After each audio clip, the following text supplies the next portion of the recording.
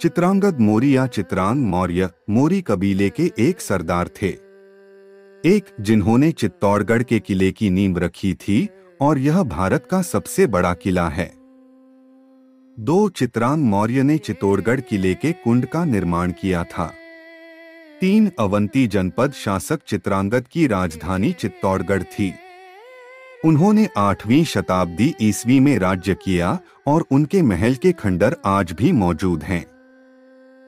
चित्तौड़गढ़ को तब चित्रकोट अथवा चित्रकूट के नाम से जाना जाता था, जो बोलचाल की भाषा में बदलकर चित्तौड़गढ़ हो गया।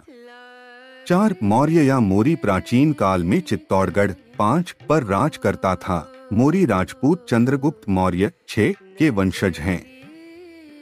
चित्तौड़गढ़ के संस्थापक चित्रांगद मौर्य के वंश के आज भी मालवा क्षेत्र में निवास करते हैं, जिनमें कई आबादियों में मौर्य हैं। इतिहासकारों के अनुसार इस किले का निर्माण मौर्य वंशीय राजा चित्रांगद ने 7वीं शताब्दी में करवाया था। 10, और इसे अपने नाम पर चित्रकूट के रूप में बसाया। 11, मेवाड़ के प्राचीन सिक्कों पर एक तरफ चित्रकूट नाम अंकित मिलता है। चित्तौड़ से कुछ दूर मानसरोवर नामक तालाब पर मौर्यवंशी राजा मान का शिलालेख मिला है।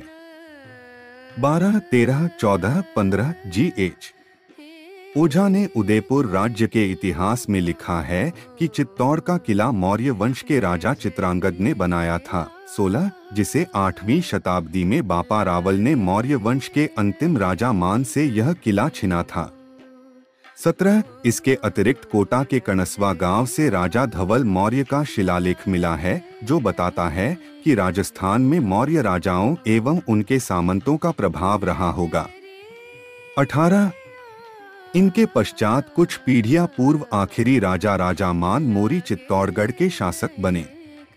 19, 20, 21 सन 738 राजा बप्पा रावल ने राजपूताने पर राज्य करने वाले मौर्य वंश के अंतिम शासक मान मौर्य को हराकर यह किला अपने अधिकार में कर लिया।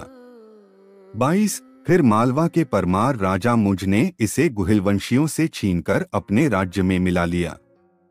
23, इस प्रकार 9वीं-10वीं शताब्दी में इस पर परमारों का आधिपत्य रहा।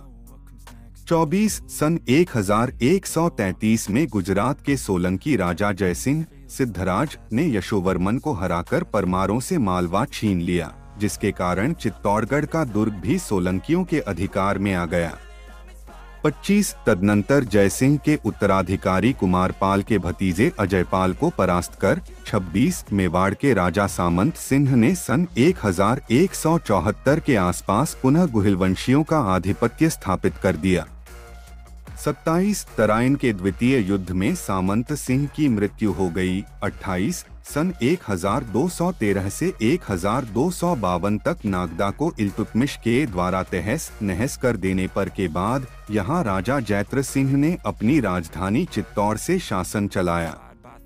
29, सन 1303 में यहाँ के रावल रत्न सिंह की अलाउद्दीन खिलजी से लड़ाई हुई। 30, इस लड़ाई में अलाउद्दीन खिलजी की विजय हुई और उसने अपने पुत्र खिजर खां को यह राज्य सौंप दिया। 31, खिजर खां ने वापसी पर चित्तौड़ का राजकाज कान्हादेव के भाई मालदेव को सौंप। चित्रांगद मौर्य सम्राट संप्रति की पीढ़ी से थे।